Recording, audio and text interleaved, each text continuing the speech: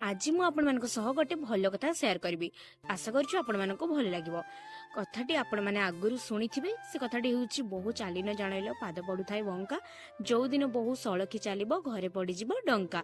ए कथाटीर अर्थ ना बहुत सिंपल किंतु बहुत महत्वपूर्ण भी अटे। आगरु मु भाबुतली ए कथाटी बहु विषय रे कुहा जायछि किंतु एटी बहु विषय रे नुहे। एटी हमर ना शरीर रे निश्वास विषय रे कुहा जायछि।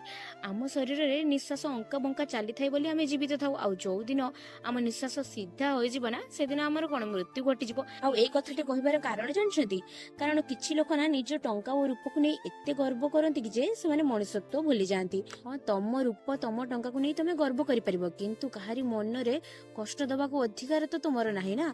आ जदी कहारी को खुशी रे रखि पारन तो दुख दबा को भी चेष्टा करो नाही।